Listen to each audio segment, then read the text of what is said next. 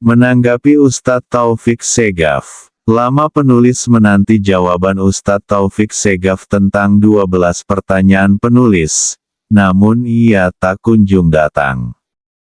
Konsekuensinya, bila 12 pertanyaan dan narasi ilmiah yang penulis kirimkan bahwa Ba'alwi bukan keturunan Nabi tidak bisa dijawab dan dibantah, maka mereka seharusnya merasa malu untuk mengaku di hadapan publik bahwa mereka adalah keturunan Nabi Muhammad Sallallahu Alaihi Wasallam.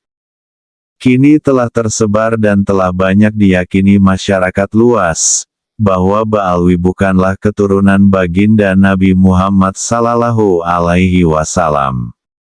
Kajian kitab nasab dan sejarah menyimpulkan bahwa pengakuan mereka sebagai keturunan Nabi adalah pengakuan yang baru muncul di tengah perjalanan keluarga mereka. Hasil tes DNA menyebutkan bahwa keluarga mereka berhaplogrup G, yaitu klasifikasi bahwa mereka bukan orang Arab apalagi keturunan Nabi. Nasab bukanlah rukun iman, di mana sebuah proposisi pernyataan harus diyakini apa adanya sebagaimana ia diperkenalkan. Nasab adalah sebuah silogisme yang tidak bisa berdiri dari ruang hampa.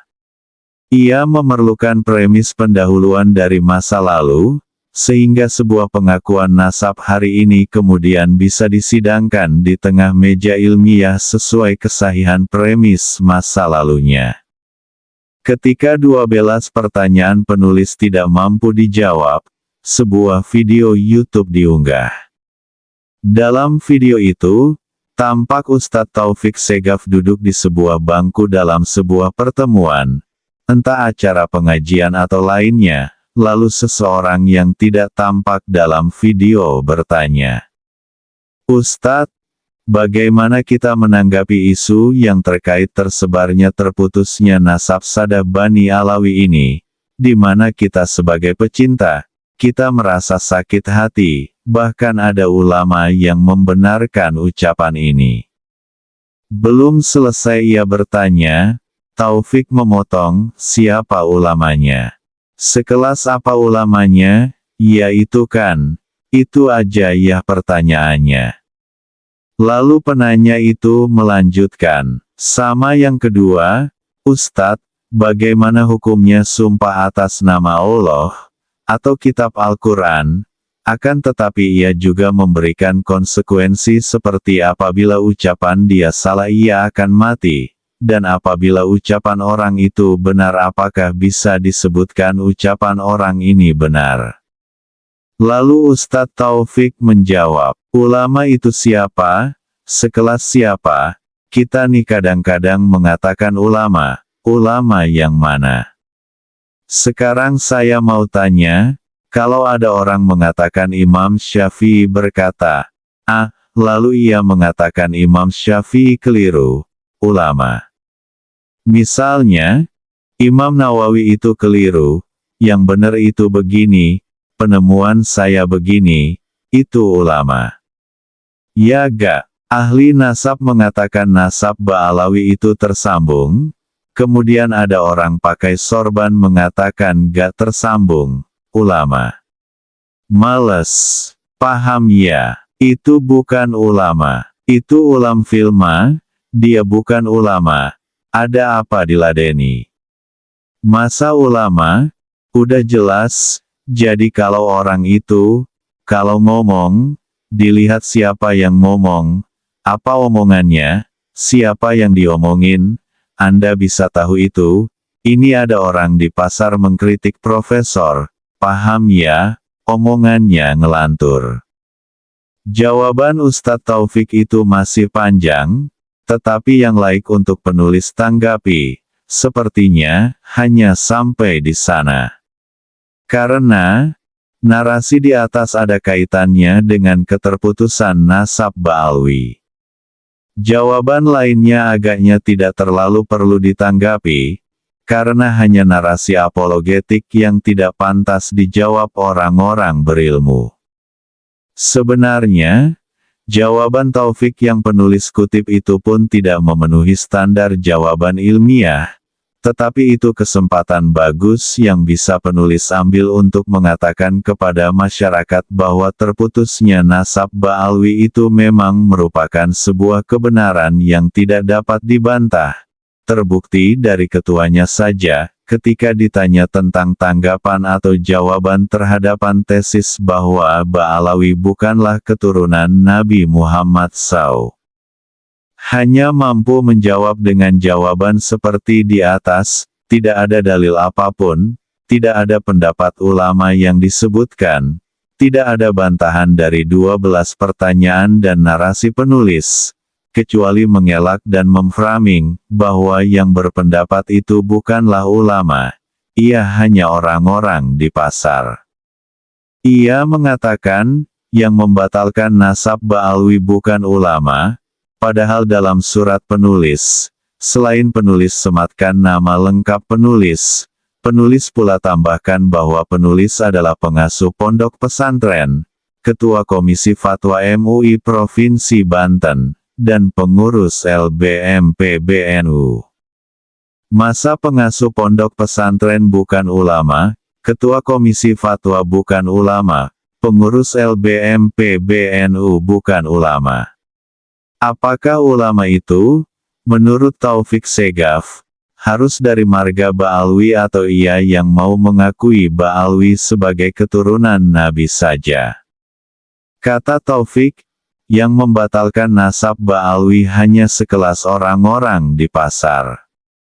Ia belum tahu, atau pura-pura tidak tahu, bahwa kiai-kiai di tempatnya berada, Pasuruan, telah mengundang penulis untuk berceramah di sana, dan setelah ceramah, para kiai sepuh di Pasuruan mengundang penulis untuk mampir ke rumahnya, ke pesantrennya, sekedar untuk mengatakan bahwa mereka mendukung penulis, setuju dengan tesis penulis, dan agar penulis melanjutkan sosialisasi batalnya nasab Ba'alwi.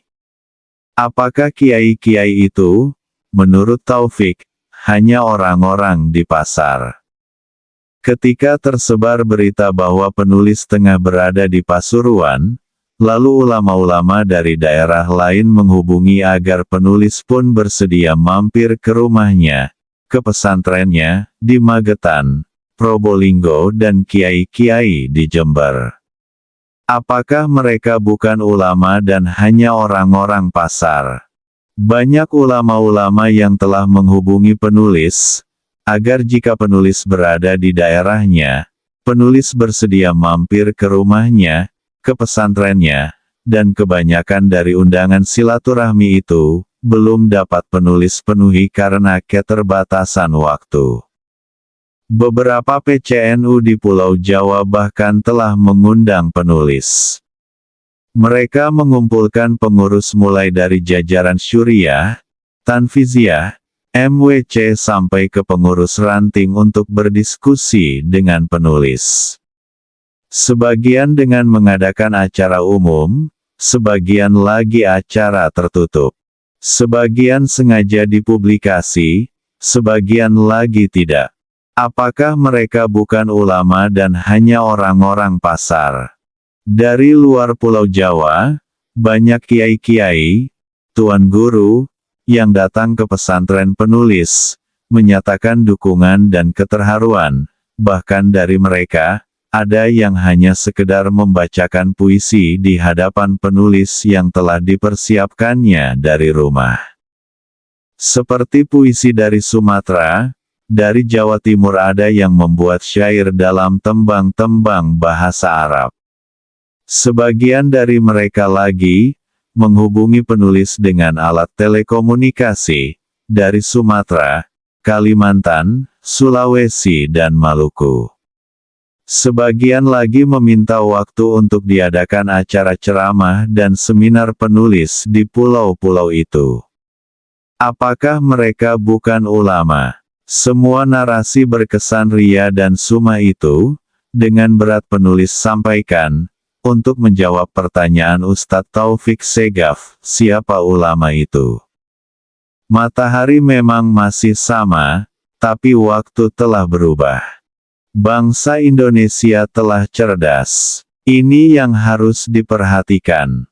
Tidak ada lagi jalan keluar, selain mengindonesia dengan se-Indonesia-Indonesianya. Melucuti nama yang bukan Indonesia, melupakan pengakuan palsu nasab mulia. Tataplah masa depan dengan persiapan pengetahuan dan prestasi yang membanggakan, bukan dengan hal lain yang mencederai kemanusiaan. Tanah air ini kaya raya, subur dan makmur. Tanahnya dapat memberi kenyang semua yang ada di atasnya, airnya dapat menghilangkan dahaga putra-putrinya. Syukurilah anak negeri ini mau berbagi. Cintai dan banggakan ia. Jangan lagi sebut nama negeri jauh yang dapat membuat putra-putri negeri ini cemburu. Karena negeri inilah yang memberimu segala-galanya.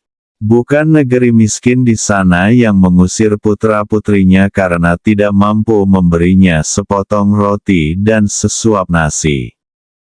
Indonesia ini tanah pusaka, tercipta dengan takdir makanan yang melimpah, putra-putrinya cerdas, sopan dan berbudaya. Borobudur dan Prambanan adalah bukti bahwa bangsa ini adalah bangsa berperadaban besar dan kebudayaan yang tinggi.